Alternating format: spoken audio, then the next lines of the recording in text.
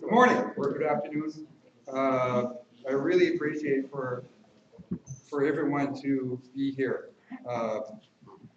this morning, going into noon, and I'm very grateful seeing you all here. It's my first time to introduce myself.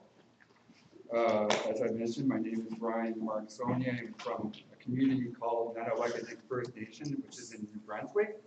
I'm Mi'kmaq.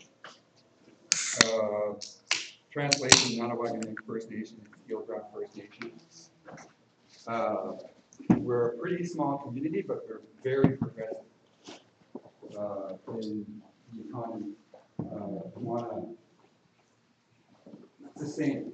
Our community is proactive on building an economy for them and to be happy and perhaps not relying so much on federal funding.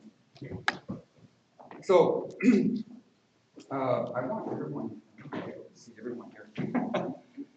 So if I walk around, it's just the way I am. I like to talk and look at everyone and show my respect and show them that I'm grateful.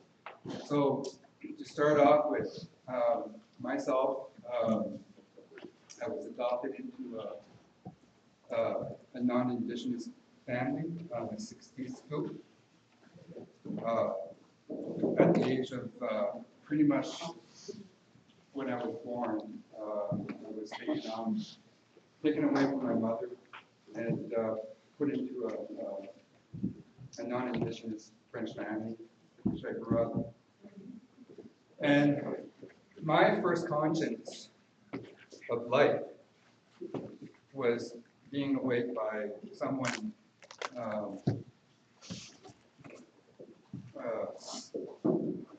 punishing me for hanging on the top. And that's how I woke up.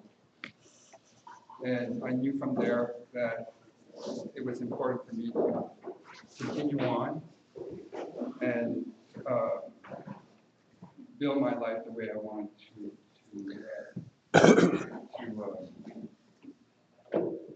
be raised.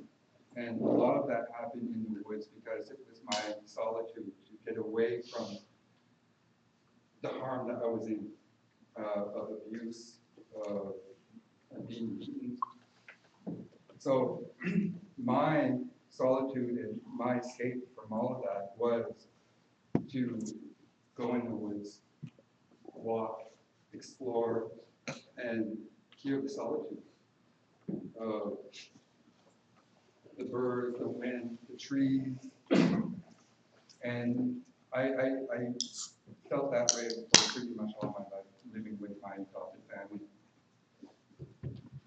And when the opportunity came, I ran away and to better myself, and that meant like to get away from all the negativity that I was experiencing at home, and to carry on with my own education and to put myself through high school and university, and continue on with my life in a positive way. But a lot of that hurt was still there. So in order for me to get away from it, alcoholism came into my life. It was a way for me to control it and not being alone. And so I followed that path, and following other people's path, which wasn't mine. And I followed many other people throughout my life, thinking that it was the right direction, until one day, like, I felt really ill, found myself in a hospital, and the doctors had told me that your body's going into shock, you're dying. So hearing those words didn't really fit well for me, and it really, I felt scared. I felt vulnerable, and I knew then that things had to change in my life, and it's hard, and I can tell you that now because I've gone through that whole experience from building myself from being small to where I am today, and hearing the doctors tell me, Ryan, this is your second chance. I took advantage of it, and I want to make things right, and I want to help, and by doing it. And so when I decided to make that change, I started to wrap myself around people that have the same interests, the same values, the same passion, you know, and I wanted to leave that negativity that I had behind, which was very hard. And but when I got sick, then I started developing myself to be a better person, and I continue on and found the right people to work with, and we established and moving on, and I found myself here in Manitoba, and I've worked also with other communities in back home through my First Nation, and when I moved here in Manitoba, I started working with the Assembly of Manitoba Chiefs in housing, and did that for a couple of years, working with other communities, and I worked here with Swan Lake to help them create a community, I think it was community planning with the University of Manitoba. We worked closely with the community members as well. And during that time as well, my colleagues and I, we had decided that we wanted to establish an organization that would help First Nations to build homes in their communities. So we set up a program, a curriculum that would allow First Nations to train individuals how to run a sawmill and chainsaws, everything that they need to produce lumber. So we've been working on that idea for 5 years now. And now we're moving on to a different part of our journey with the communities, and also here in Swan Lake. And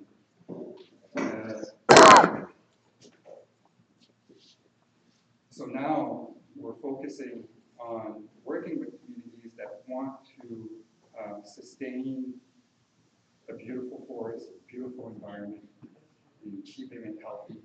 At the same time, taking from the land, take some trees and create a forestry economy in a sustainable way. And for the past few months now, or the past couple of years, we've been working with Victoria, with lands and management to figure out some ideas that would help sustain the forests for future generations, which is very important, because we find that here in Swan Lake is very valuable, it's beautiful, and we want to sustain that.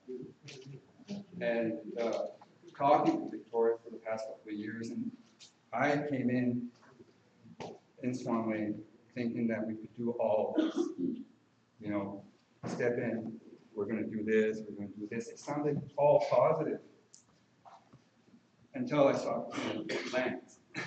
And then we put on the brakes.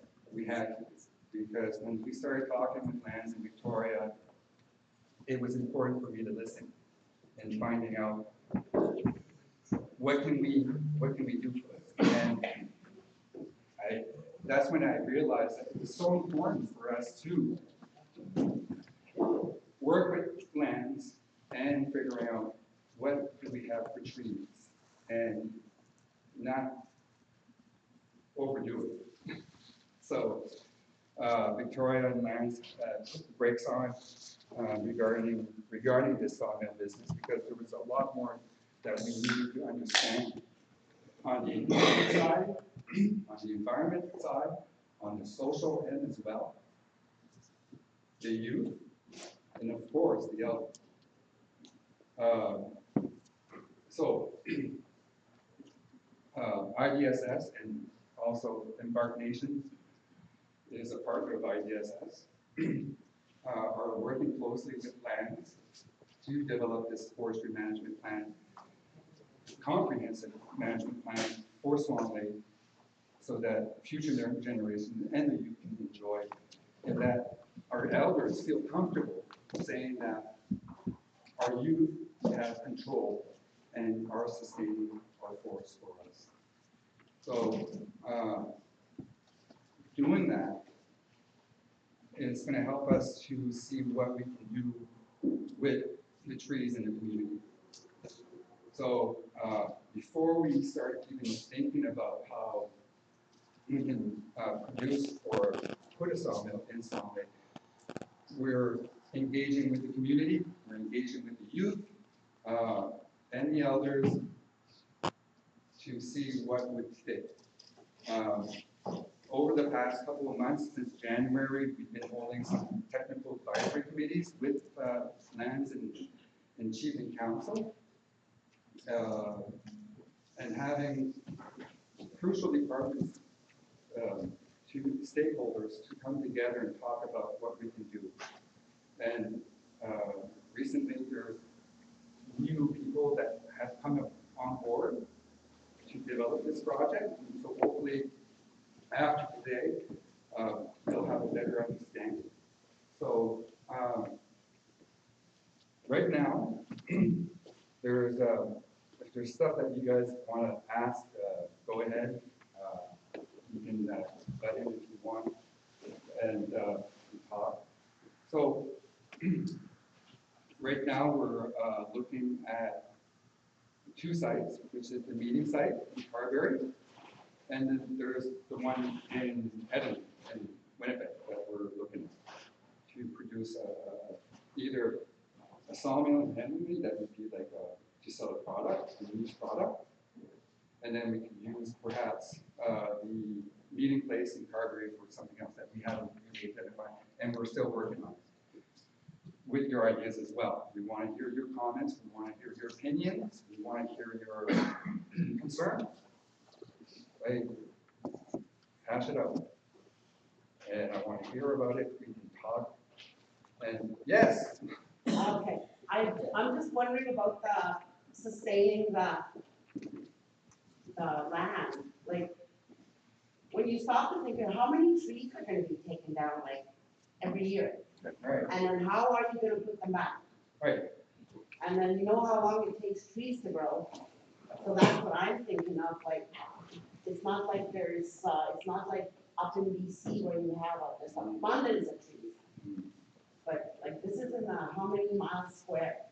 I know. So that's what I'm asking about, is how are you going to sustain the beauty of the land and how many trees are you taking down? I'll get my version, and then perhaps Victoria can give us more in depth. So when I came in here, I 2 years ago, and I thought, okay, this is a perfect project. Someone wants to do something with sawmill, and what can we do? Back in '94, something had happened, it didn't work out. So we're going to focus on that. So going back to your question about the trees. IDSS and Embark Nations, the first thing that we look at is the sustainability of the forest and the health.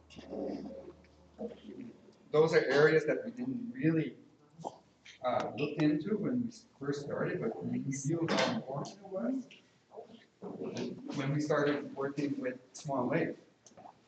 So I immediately got Victoria into the circle because we knew that if we're going to take trees, it has to be replaced. The trees that we're going to take are the ones that are fully grown. They they're ready to be taken. So the other ones you grow. So I'll let her explain a little bit more how that ecological environment part would go. Yeah. So, as Brian was saying, we did an initial assessment on the forest of Carberry to see how much trees we have. And we don't have a lot of fiber. So the idea is it's not to go in and bulldoze everything. No, that's not going to happen. That's why we're working hard for a forest management plan that will give us a timeline of what we can do on the first year, fifth year, and 10 year, 20 years. And we're going to do it in a way that we're going to map out the whole area and do selective cutting. So we're going to have an advisory committee so that we do selective cutting, and we're doing also reforestation. That always was in the vision, that we do reforestation. And then we will discuss that with our specialists, because there's a formula according to the species of trees. So for example, for spruce, you can replace by 5 trees and whatever. That's for Carberry. But at this stage, since we don't know exactly what we have, we're reaching out to other partners that we work with, and we ask them, do you have plots that we can harvest for you? And there have been plantations in the 80s that have been done by the government in that area that no one is maintaining. And we said, oh, we can do that. We have the manpower to do it, and we can maintain it. We can get fiber from that. Same time, we were talking with other NGOs that they are taking care of forests, and we can go in with their capabilities and remove trees which do not belong in that area, but we can use them for cutting or doing whatever furniture. At the same time, it's like it's all related to forest management. And, you know, there's species that are not, for example, if there's oak forest, we have poplar. Poplar is not good for an oak forest. So we're having those discussions with different entities and say, okay, while we're doing this forest management plan, where we can go and help and be environmentally sustainable, and help out in that way. So the forest management plan also, it will not only focus on trees, but we also want below ground. You know, the grass area, the wetland area. So we're going to take in consideration species, birds, bats, wildlife, so that we take care of everything. So that if we go in there, we make sure that we're not destroying important habitat. Even the way that we're going to cut trees in there, in view that the land is very sensitive, we're also discussing the best way to go and cut. And we're thinking maybe horses, rather going with RVs or tractors.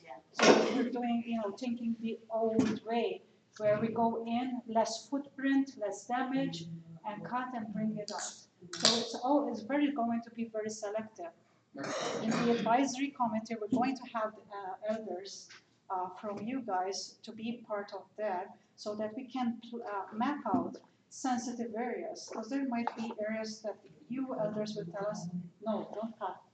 There's cultural important sites there, and we do a boundary. So that's sort of all the visions that we've been discussing for the past 2 years, Brian. And so it's getting along. We're talking with a lot of people to get funding to help us train and build up, people that will be mentored in the business side, in the forestry side. In fact, Robert and myself yesterday, we went to Fort White Alive with Brian, and we were giving a bit of training how we do assessment on survival of trees, cruising, they call it. And so we're going to apply it, because we planted, as you know, we planted trees in the gardens, and we're going to apply what we have learned yesterday for that project. So we're gathering all this sort of training and information that we're going to apply even in the forest management plan and the sawmill enterprise. Okay. a lot of questions too were about where are we getting trees from? And that's why we're doing the comprehensive forestry management plan with lands and management, because with that way we'll be able to identify what trees we can cut or take away from the Swan Lake, keep it healthy and clean, to fire protection as well. And that fiber can go to the sawmill and to produce a product that hopefully that we can sit together and finding out what do you think would be a good product, a niche product for Swan Lake to produce. I think the other part too is that, yeah, when you look around Swan Lake and Carberry, there's evidence that we don't have trees, like big trees, black spruce, white spruce. So that's why we're looking at communities that are willing to partner and venture with Swan Lake as well. There has been some interest from other communities up north. It's an ideal, but there's logistics that are very concerning. However, there are communities out there that are willing to partner to see what we can produce, and they're willing to partner to supply the trees. Now, we talked about cruising. That could be another revenue source for Swan Lake, because we'll be training these individuals to become cruisers, identify what trees are to be cut. So, training these individuals from Swan Lake to become cruisers can go out to other communities as well to identify if communities are able to sustain a sawmill and a wood lot that could perhaps fuel Swan Lake sawmill in regards to fiber. But those are negotiations that would have to happen in the background. But it's an ideal that we're developing. Betty Ann. Are you saying cruisers? Yeah, Could cruising. you explain that, because I couldn't quite hear what Okay, she was saying. cruising? Cruising, I did it when I was a forester back in the early days. And when there's a reforestation, cruisers will go in to identify the trees that are planted and to see if they're mature, if they're alive. It's basically to sustain it and to protect it. Cruising can also, you go in to identify the trees that you want to cut and identify the healthy ones versus the unhealthy trees, and also the undergrowth, the everything. And this is transferable knowledge. It's knowledge that can be transferred from one individual, from the guardians. When they phase out, perhaps when they retire or something like that, that knowledge can be transferred to another person. And that's what we want to do. Compared to, yes, there's technology behind it, but we want to train individuals to work with lands to identify these trees that needs to be cut, or the ones that need to be protected. That's their job. And what we're planning to do is to train them over a course of perhaps weeks or months. We're still working with the forester right now to develop a program for the community. So, and then having these individuals from lands, we can ship them out to other communities in case that other communities would like to know what they have for trees. And that could produce some revenue for Swan Lake. So you're talking about different kinds of trees? Yeah. Like poplar, everything? Yeah. That could be usable for, Yep. Okay. Poplar is a big one. It's hardwood. And it grows like weed. and the black poplar. Yeah. The only thing with poplar too, is what's the ones that we were planting yesterday? Yeah, they have like a black. Yeah, there's some poplars that have a fungus. Sorry. So poplar is very, it's a fast growing tree that has problems. Just like aspen is a good hardwood, but it has a fungus as well. instead of from the bottom, it comes from the top. So aspen is a good tree to produce a good product. So, am I missing something here? Okay. My next question to you all is that, knowing that what we're trying to do here, and I'm sure that some of you have already gone through this whole process before, we want to make it better. And we want to make it solid so that the community can be proud of it. Some of it has to be with marketing and branding. So my idea one time was like, I think the elders and the youth would be a perfect opportunity to market a product and also to brand it. In my head, I'm thinking, what a beautiful way to sell a product by saying that the product that you're buying was selected by elders and protected by elders. Because you are the fundamental part of this whole business. I've been working on trying to establish a sawmill and thinking ways, because it's hard to find the right people to do it. And the same passion. You need that passion, you need that drive in order to start a business. So, there's different, yeah. So, your opinion matters, and whatever you guys think, I want to hear, and we can develop this sawmill all together as all community members, and the elders. So, for me, it was important to discuss this with you first. I've been bugging Lance and Ron to sit down with you guys and hear what they have to say. And your opinion matters to me. Everyone, and this whole group. Betty Ann, your opinion matters. The reason why I know Betty Ann, she's been a good friend for many years, I guess, for 10 years, more than that. So, Betty Ann, and I'm very grateful you're here. You're a familiar face.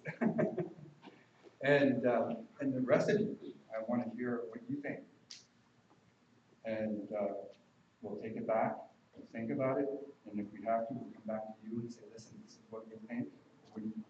Until we find something that you and the community and you can be proud of building. So, any questions? Or we can take one person at a time. If you have a question or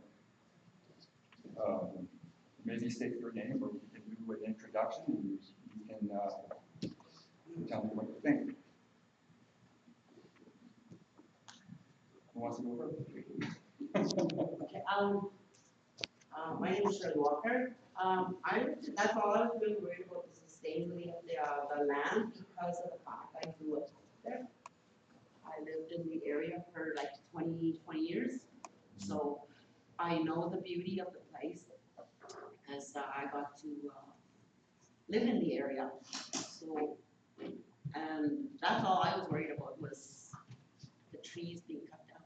Oh, of course. There are skinks in Carberry. Yeah. Quite a few years, we did a study of skinks there a few years back. And I don't know if they're still there, but Right. in certain places where they thrive. Right. Watch out for those areas. Exactly, and that's why we're working close like a swamp. We don't want to go in and just cut trees wherever we want to. It could be a bylaw for the community. I think you guys have a bylaw already. I'm not sure, I don't know. Okay. But, We could create a bylaw that, this is something that I'm just suggesting could be something in the future. It's a much more than a bylaw, it's an environmental law. Okay. That's why we're doing the forest management plan. I understand your concerns, because it was also our concern, because such a sensitive landscape, we have two special areas of conservation on both sides. Forget Shiloh and the bombing. But we have two special areas of conservation. On the left side, we have an important bird area, but also the soils are sensitive. So once we start, we're working on the forest management plan so that it will give us guidance of how and where we need to cut, how the method, where to cut, and also how many we need to replace. But when to cut too, because they're saying about the skins. So we're going to work with biologists, ecologists that they have experts in different types of wildlife to have a concise, like a calendar of specific species that we know when it's the sensitive timing for them to mate, to bird, and when they're going to sort of migrate. So that with that period, we don't impact that. So it will take a bit of a while, but we're trying to be concise as possible. From that forest management plan, we're hoping to start getting, like you're saying, an environmental law. From the management plan, we might see areas that we need to protect from any human intervention, any human going in there. So once we have that information, again, we can do a protection law. Through the land code, we have the land code here that gives us that authority to do laws and policies that we can protect. Once we start that process, you're going to be informed every step that we're going to do. We're hoping to have the first advisory meeting in October so that we sort of start brainstorming with everybody and say, okay, what we need to be installed, what we need to be training. We have already some idea that we're working on, and then so that next year, spring, we'll be on the ground there, and we start doing the surveys that we need to be done. We already have 2 wildlife cameras, so for the past year and a half, we've been monitoring wildlife there. We're hoping to do more, I think 2 or 3 more in there.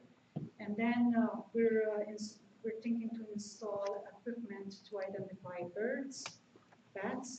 We redo the skink survey. We're going to redo the skink survey, but with the help of the others, we're going to identify if there's any grave sites, if there's archaeology, anything. And then we do the survey of species at risk, species of trees, age. For example, we know that there's a specific area that we already have trees that are going to expire, and we need to take in consideration those, because obviously we have to have safety in regards of people who's driving there and going hunting. So that's everything in the pipeline. So yeah, your concern, it's our concern, and we've been talking for the past year about it. That's why when Brian came in, I told him, hold on here, we cannot go there and bulldoze. We have to take care of everything and be sustainable, respectful of their environment, and reforest. What we're taking, we need to replace. Okay, I have another question. How about trees that are already down? Like if you say like you're going to be cleaning up, like are they going to be removing the trees that have already died and stuff?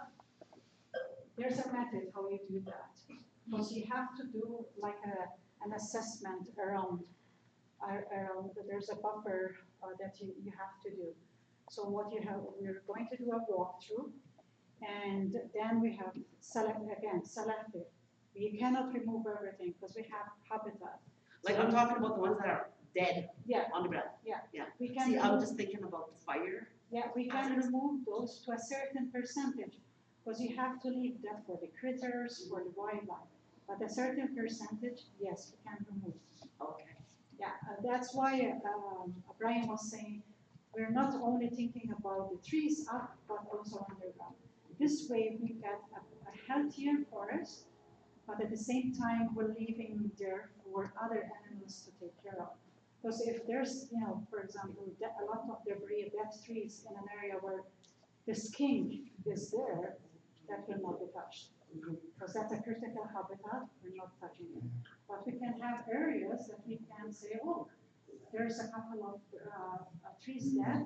Okay, we check around and so that we don't disturb. We can leave a percentage, like we would say 5 trees dead.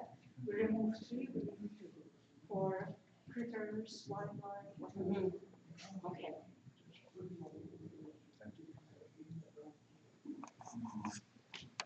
Sure. There's another species that's really invasive here. No, the black. That garbage tree, I'm thinking over. They use it for,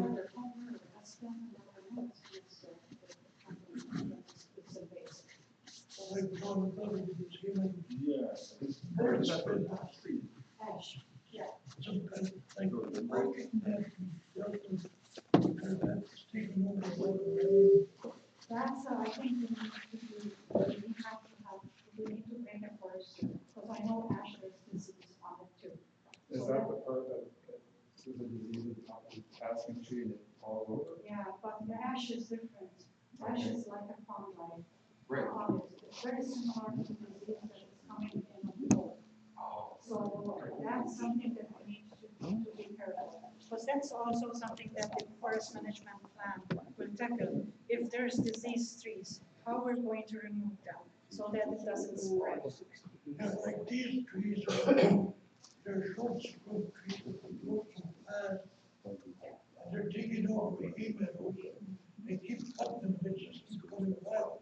If you don't cut hay for 2 years, you stick them that tall, 1 year, 2 years already that tall. Then we have to continue cutting them. The thing is, seeds of trees, as we all know, they spread out very easy with cars, birds, animals. So we have to continue maintaining it, for sure. But you're losing a lot of hay meadow. Yeah. A lot of good land. To that. I don't know what kind of trees they are. It might be ash, I think ash. Well, On the way to the youth camp, Uh-huh. that big row of trees. they brought them in for wind break. That those trees are like, Yeah, that's what we're- I think that's actual. I think it's ash because it's very similar to the elm tree, ash. I think it's, yeah. The If there's, government gave vote for windbreak. yeah, most probably it's ash. That's why we're doing the mapping of the trees, so that if there's any species that was introduced, that's the cut. Because we want to leave the natural composition of the forest. Because it's going wild. Yeah. It's all over the place. Yeah, obviously we have to be conscious. We cannot even brush cut every ash tree. It might be in phases, because at the same time we don't need to give a shock to the forest. So it has to be in phases. Like if we remove the 5 ash trees, we replant like either spruce or oak or maple, so that These are behaviors I'm talking about. Agriculture, they're moving to humans all over the place. They're killing humans. Are you talking with weakest bird, maybe? Oh, these are trees. Yeah, of course, yeah.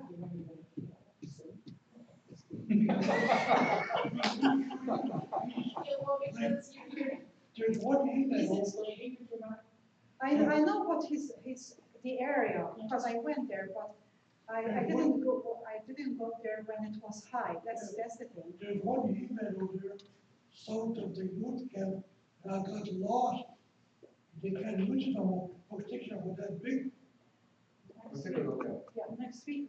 It was, they used to be a good email. Those trees grew wild. They can't use it anymore. Okay, now we have to check it. Yeah, They lost, I know they the lost area, that land. because I know that in the area that you see, we have a lot of trees. Oh, I know, these birds are all over. They planted bush trees here and there, but these are actual emails that these trees are taking over.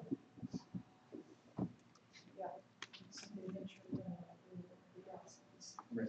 We have to go into this, yeah. What's your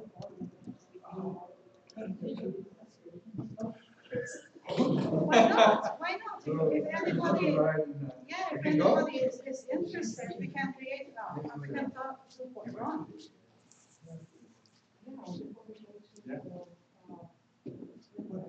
But, like, to me, that's a concern, because if we don't do anything, you're gonna lose all those even. And that's part of the forest management plan, to identify those invasive species and what methodology we need to use to slow their spread, and what we need to replace them. Because we can spread like native grasses, seeds to replace, but obviously we have to do a study where we are and see how we can stop them. It's like I keep telling you, I told Chief of Council, those old buffalo pastures, they gotta disc them, because a lot of buffalo always do. They're just letting it sit, and the trees are gonna go back into it. That land is gonna be no good if they don't do anything with it. And that's also part of the forest management plan.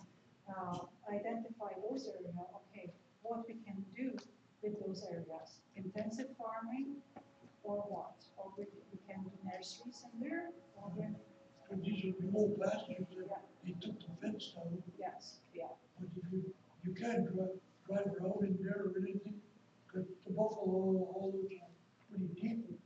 You hit those even with a quad, you fall. But you gotta do something with it, when trees are turned to grow there too. Because the buffalo used to jump off, Yeah, and control it, yeah. but now they go over there to control. Right. Well, that's where I think the management plan is falling into, is to identify the areas that we were talking about. We talked to a forester yesterday, we mentioned something, we mentioned the farmland, and I think there's going to be some soil remediation.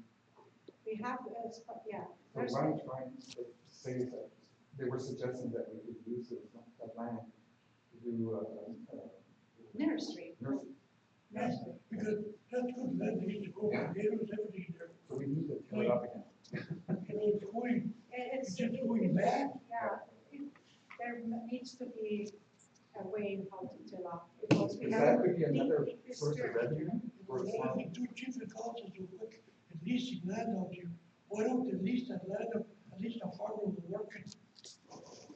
And the trees will grow in. You know, because they're so quick in leasing, there's their job, leasing. No, At it's least, not. at I'm least sure they need someone some. use it, I can use some. and and then what you call it, trees will grow in it. So the forester yesterday, that's what he recommended, that some of the farmland, we can kill it, but we have to check the soil first, if there's a lot of sandy area here, Yeah. particular trees only, like pine, dry pine, maple, yeah. Well, there is a field there that they planted spruce trees in the open, I don't know, kind of in a hole, it was all sand, they could never grow crops, but they're growing, trees are growing good. Really? And sandy stuff, really? Yeah.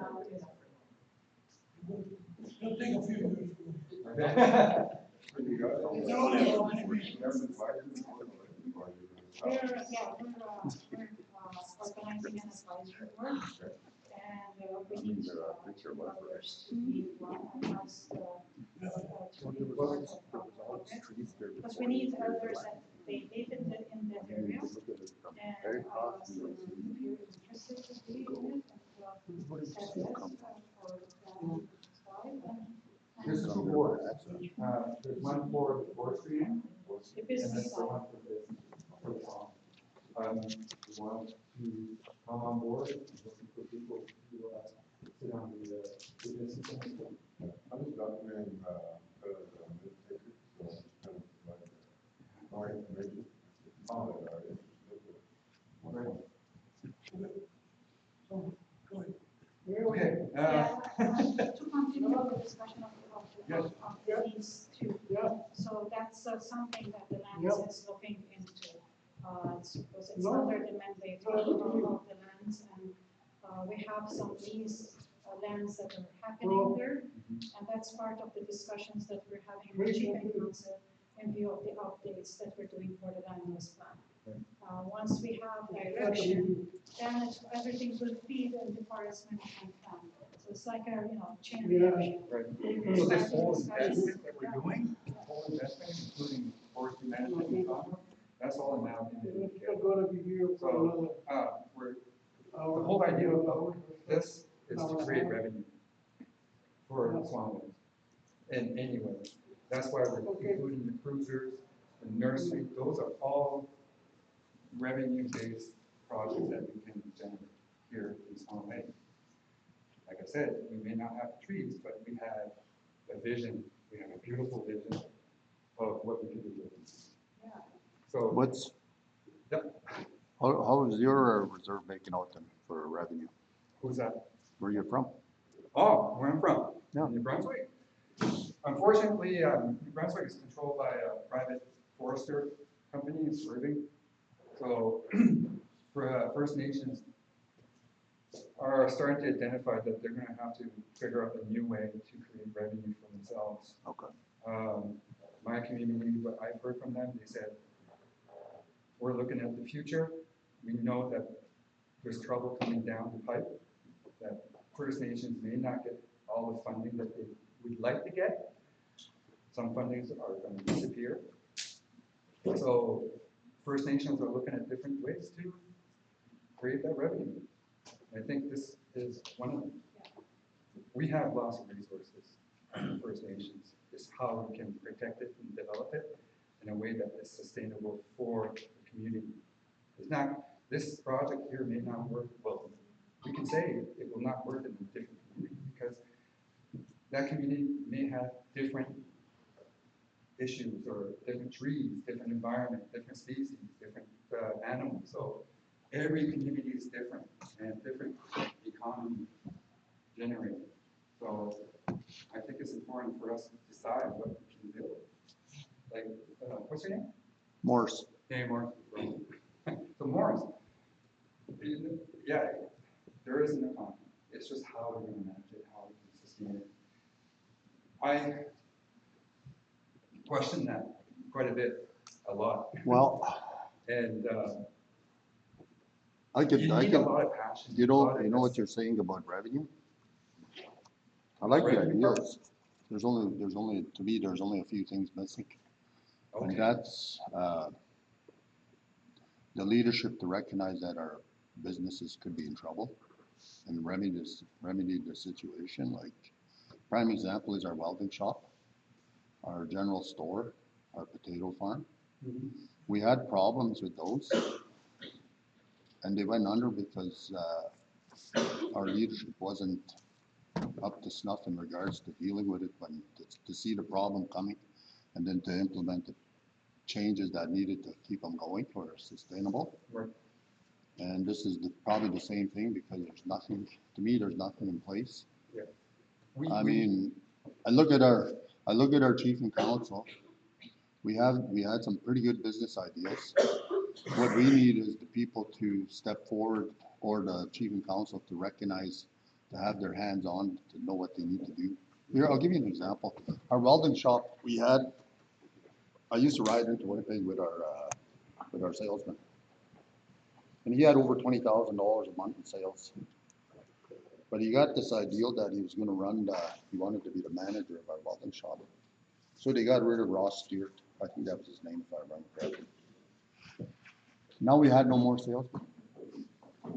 Now, I don't know if he was still selling, and what happened eventually down the road was our welding shop went under. Like, we had contracts with Parks Canada and that. So, same at our potato farm, same at our general store.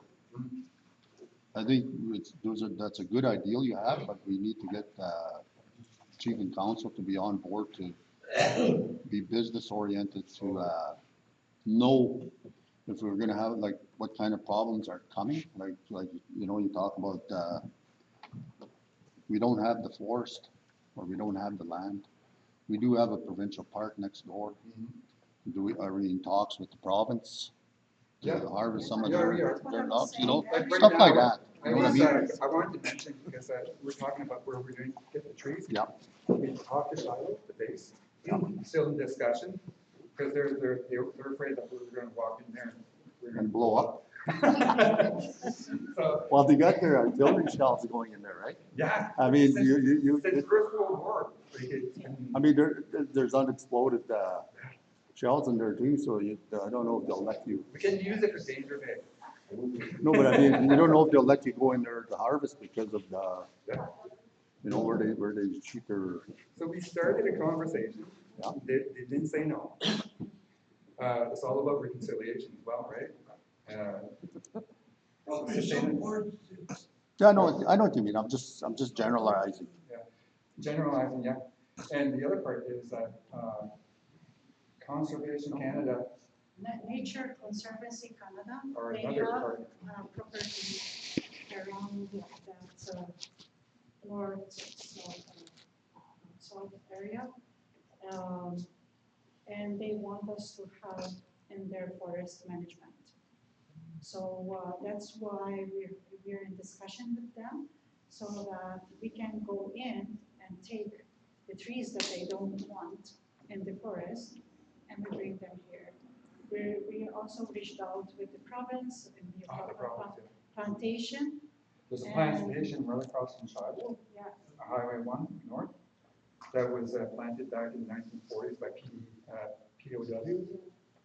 So, we've Is also, that camp use? yeah, can be used. yeah. They weren't managed. No, but see, that's what I mean about, see, to have you say this in front of these people is what you need to do, like to give them an idea of what you're into when you're talking about, where you're gonna get your land, where you're gonna get your logs. Mhm. Yeah. Because you're gonna need a lot of logs. Oh, yeah. I mean, It it's not, depends on what you want to do. That's why I know. we're trying to figure out the niche and what type of fiber is there, and then we understand, well, right, what type of product. The thing is, we understand that from a business side of view, it will take a bit of a while to get a revenue, but we have to start it. And we started and, test and see how things are going. That's why we're taking in a bit of a slower mode, so that when it comes into place, it will not fail. And that's why we're investing even in mentorship. So we're getting money so that we have a person mentored for 6-8 months working in a sawmill, so that it understands the business side of it and all that needs to be run. So we're taking those steps to ensure that this doesn't fail. We're taking measures so that this can be stable and sustainable for a number of years. So we're talking about Cook province there? Yeah. Is that, in the Great Province? Yeah, crown lands, because on crown lands, they planted, like Brian was saying, plantation in that area, but they have other areas too that we can tap in. So we're, they got plantations all over the place. Yeah, so, Jackfish Lake's got one big one. Reynolds Land is side by side, another big one. Off towards between Carberry and Old #1 Highway. Yeah. There's one there on the south side. Okay. Can't be used. Like then they even bought a farm on this side, on the north side of Sand Hills. And that's a plantation. Then there's further ones in the north, because when the province bought out the farmers, they planted trees all over the place. There was a lot of farming back there, but when they were bought out, they planted trees here and there all over the place. And there is a lot of places, there is plantations. we'll have to talk to the province again and figure out where they are. Right now, they offer the one across Shiloh. And I've looked into different permits. There's a permit for non-structural lumber. You can go there and cut for housing. And I was planning to actually look into the commercial permit as well. Into the park. And they got lots of plantations. I don't know what they have for trees yet, I haven't been in them yet, but it's in the future, like, Even on the south side, they planted a lot. yeah. Logistically, it's a great spot, because we can harvest and then bring it to the meeting place, in Harvard. So those are plans that we are investigating, and they're on the list. Because even, sorry, Yeah. because even when he was saying about Hadley, another thing that we've been investigating is, the city cuts so much elm trees every year. But there's not enough sawmills that they can take care of that bulk. Yeah. But the issue is this, in view of the Dutch end disease, they have a buffer that they cannot go out from the city. Right. So we're thinking that we can do something in Hadley that we can do a structure like the mill, burn them, so that we can bring them out. So we're looking to very different places how we can bring fiber in, discussing if it's feasible, how we can bring it. And so there's a lot of ideas coming. If it's a sawmill in Headingley, it makes sense because we can get trees from Winnipeg, with free trees, we deliver them, and then we do something with it. Yeah, and if They're oak, ash. ash and elm, yeah, with the issue with the elm is the Dutch elm disease, so you need to sort of have a mill to heat and keep them in like an oven and go in it at a temperature so that you kill the disease and doesn't spread out. So that's what we were thinking. We want to build something beautiful, and that's where the product comes in, because Swan Lake is a beautiful spot, and I think with the fiber that we have, that you have in the community, can produce a beautiful product. Now, the product. There's one particular product I want to talk to you all about, and I know it's taboo, but the way I see it generating and coming to fruition. And that's why I was talking about it's so important to have the elders involved in the youth and how we can market it and brand it. And I'll blame it on Ron.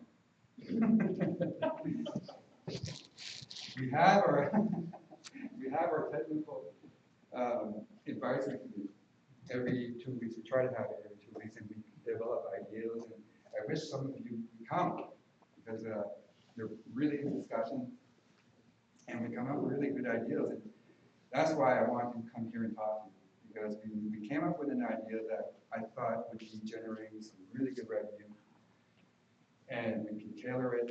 We don't necessarily have to sell it here in the community. We can sell it to non-Indigenous. And the idea that was brought up by our friend Ron, what about caskets? Caskets. So I know it's a taboo product that you don't want to think about the inevitable. So, however, when I'm saying that this whole project is in a beautiful area, Swan Lake, you have beautiful trees, and I believe that we can produce a product such as creating vessels, caskets, for Indigenous people that are important to me and our youth and community members. And that's where all this reconciliation comes in, because a friend of mine owns a sawmill in the city. He's doing really great. You may have heard of them. They're called Urban Lumber, and they produce their products from the trees that is provided from the city. And he's making tables, everything you see at Kia, pretty much he makes as well. But the rough cut lumber stuff. So we had a discussion, and I told him about the idea, and he goes, "Well, Brian, I tried to get into that market. They're non-Indigenous. And that's when he told me that there's 2 companies or 2 individuals that control the market here in Manitoba when you build castles. So they control it. You can't even get into it. So our idea, we create a beautiful product and we use reconciliation. And if they don't want to get involved on this great adventure, that we can produce a really solid sawmill and business with it, then we go out on our own and we target our First Nations, our people here in Manitoba, it could be outside of Manitoba as well. We need a marketing plan, marketing ideas. Our guy here from ECDEV mentioned that, marketing is really important. Do we have a marketing plan? I started building one, but I still need to build it to finalize it, hearing your ideas, the community, and the budget and also the finance, the numbers. And those numbers will come once we identify how much fiber we have in the community and how much we can get from off the community. And I wanted to get your opinion on that. Is it something that the community would love or not, but would think of producing? And in my mind, it would be a beautiful way to market it, is saying that these trees were picked by elders and cared for, and this is how you will move on to the next life, or being part of Mother Nature. So, yes, sir. I want to introduce Sean, we forgot to introduce. Yeah. He's our economic development officer. Not too much for that. That's why we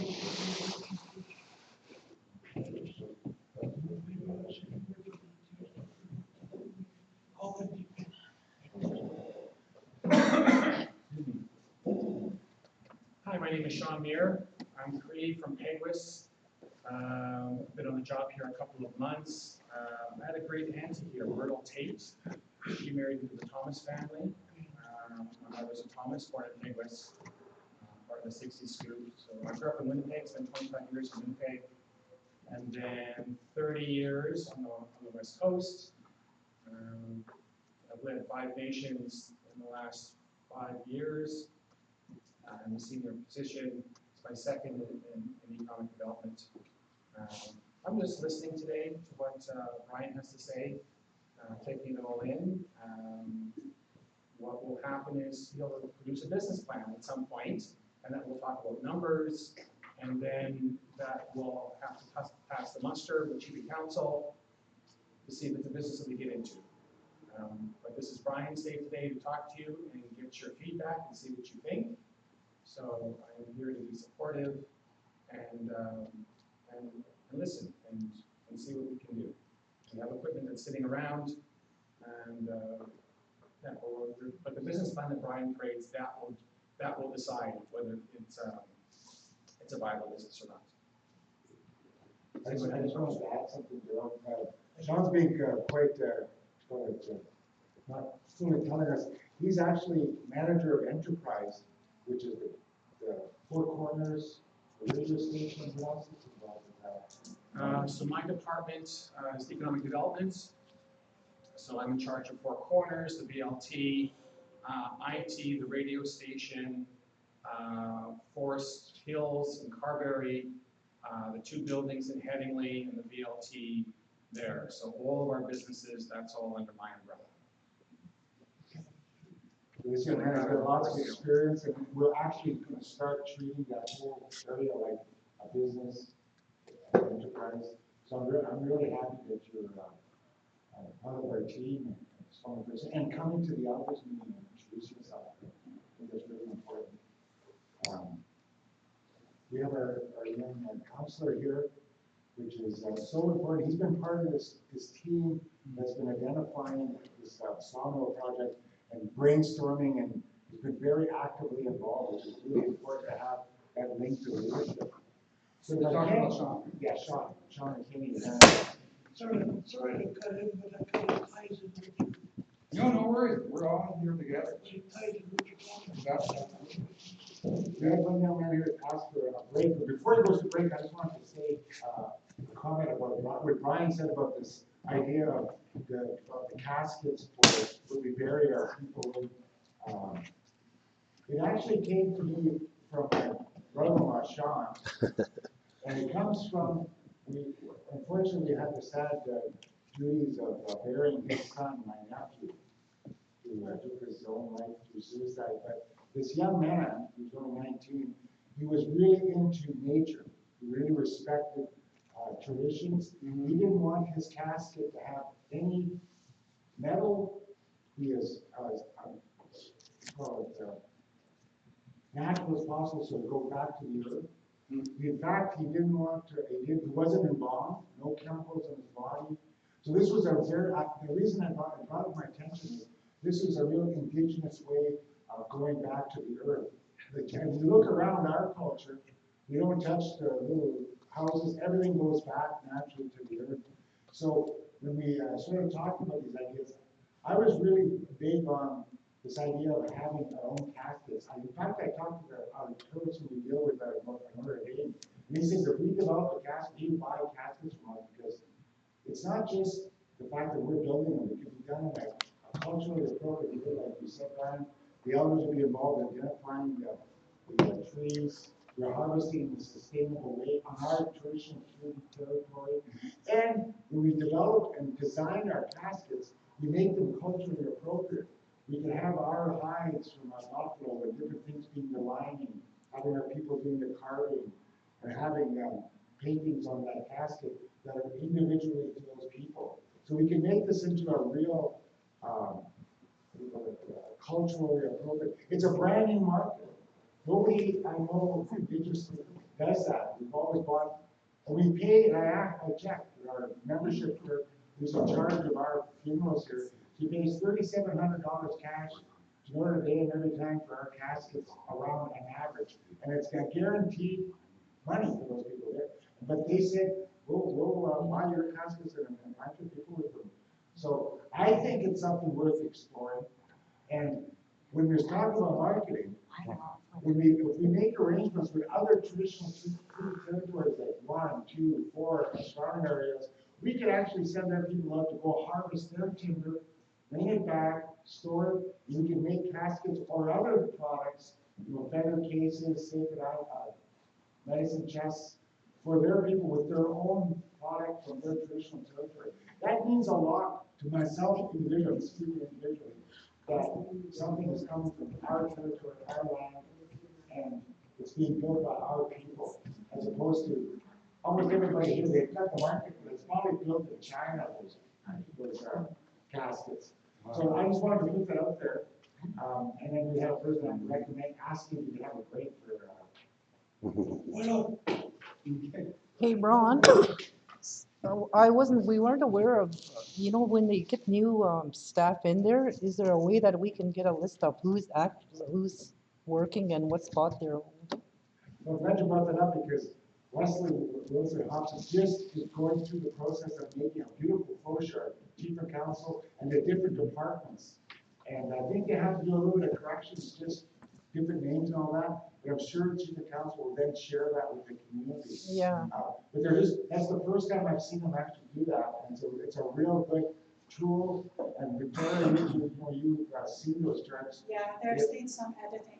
There has to be some editing, and once that's done, I believe I'll even bring it to the other council, and they're going to share it widely, because it'll actually identify the chain of management style, who the employees are, where you go to. Because what they're trying to do, I'm not speaking on behalf of the chief of council, we have a council right here, is to empower the managers to manage their different departments, and then report back to chief of council. So it's a change of management style as opposed to just one automatic person. I know I got right, but will they follow that? Well, I think they're going to follow, because we received a memo, am I right? Yes, did you see it? We received a memo today that every week, each manager of each department has to provide reports to chief and council with what is being achieved, what are the targets for the month, and what was not achieved, what is planned, what are the projects that are working on. So I think that we're moving into that direction. Your question was important as well, because, is there a newsletter in the community? Not, there used to be. Because that way you would be informed. Yeah, like, if so, there was any new it's staff, sometimes any new projects. we're not even aware of what's going on at the office. Okay. So that could be a suggestion to do a newsletter with like the elders to know what's going on in the community. I have one more story before we go, before we take a break. But yeah, like we have a close connection because my past relationship and yeah, we go back. And when my partner's mother passed away, when married, I'm not sure if you guys heard of her. She's from Fisher River First Nations, and they had designed her casket in the cedar thing, and the interior was like cedar branches, and it was beautiful. It was made for her, and that's what I would like to do for Swan Lake, is that we can produce this. One final thing is hearing, but it's a way that Swan Lake can be recognized that they're offering this as a gift to First Nations. I'm thinking that we need more elders to hear that, Okay. like maybe Dave Scott, Wayne Scott. There's other elders that are missing. To us, it's, I'm a little confused about it, so. No, that's understandable. Well, I can speak to Wayne Scott. I touched base with him. I was supposed to pick him up today, but I went to his house to pick him up before the meeting. And he's got a big COVID sign saying, no visitors, is quarantined because of COVID. I found it on a door, but I didn't answer. I worked with Dave Scott before on the community planning part a few years ago, it might have been like 10 years ago. And yeah, if Dave Scott wants to put his recommendation or opinion, I'd like to Just hear it. input from other elders, I Oh, think of course, is- yeah. And I'm willing to wait for that. Yeah. Yeah, definitely willing to wait for that. Because it's important that we have all the consensus, right? Because I don't want just to start something, I want to hear your guys' ideas. And I think the casket is, the sawmill would design it to whatever specific that the community wants or an individual. We talk outside the community, outside the First Nation, we can go out and sell it elsewhere. The most important part, I don't want to say your name. It's Morris. Morris. Morris. Okay, the sustainability, that's important. The sustainability is really important. That's why the marketing plan is important, the business plan. But also, from what I heard, what happened in '94 is quality control. Because if we're gonna do something, we gotta make it right. We gotta do it right. It's gotta be a good product.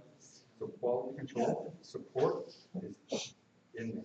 If we don't have that, you don't have a product. You're gonna be in the ground, like you did with the cabins. Yeah. No, I know Sean told me, Mike told me what happened. And we all understand it was a quality issue. And Put it maybe this some way. other part, management is a good part as well, sorry. I built houses in Edmonton, or framed up houses. And I had a couple of guys that worked for me, and I told them, one thing we want to do is we want to keep our job site clean. We don't want to walk on our sheeting, and we don't want our lumber laying around so that it gets warped. Yeah.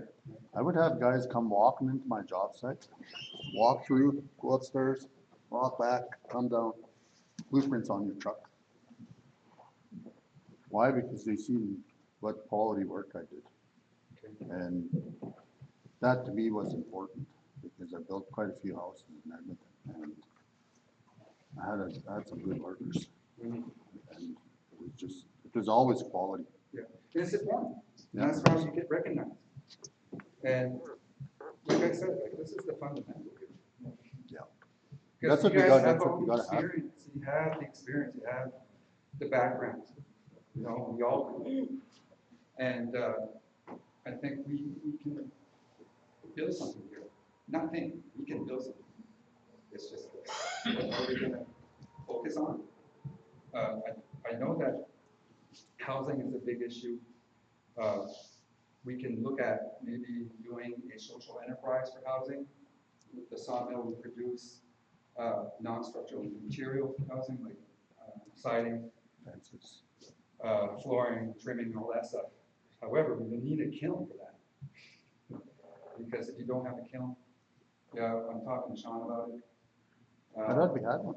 Pardon me? I thought we had one. It's just a big heater inside that old shit. Oh, yeah, Just the a potato heater? farm, yeah, it's just a heater, circle. You could use it, but it's gonna take a long time. Yeah. So we're looking at investing on a kiln that would be the turnaround quicker. So how long did Mike say? What was his turnaround, 48 hours? No, Or a week? 6 weeks. So that lumber is in there for 6 weeks? That's quite It a lot, depends though. on the moisture, how much moisture. Yeah, it's 3.9, I forget. So we want to look into a kiln that will turn around the product really quick. That's the most important part. That's what's going to create the revenue. Because we've been following my Gary from Urban Lumber to help us out. We're looking at different different technologies for the sawmill. Before you look at something else, we need an edge reclaimer. We have one already, but it's not working. I'm having Urban Lumber to take a look at it. They have the LD40 right now, but the other one that you guys had is completely gone. It can't be used for spare parts.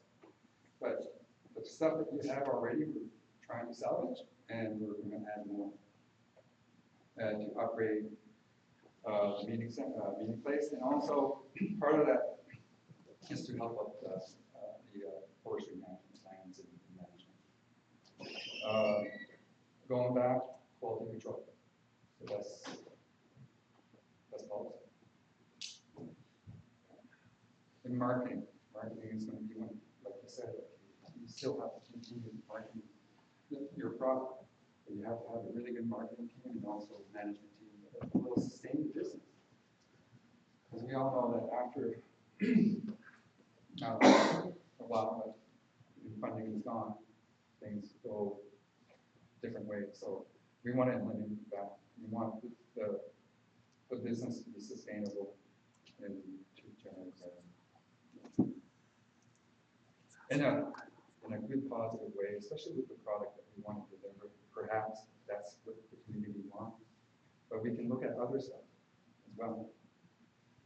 The idea is to start off small and progress, because the ideal is that we have to find the right people to run this business. So it's going to be like Victoria said, we're IDSS, we're going to be placing an individual, perhaps two, with a sawmill business so they can learn over a year how to run a business and perhaps generate that passion and that energy to run and to run a sawmill business here in Toronto.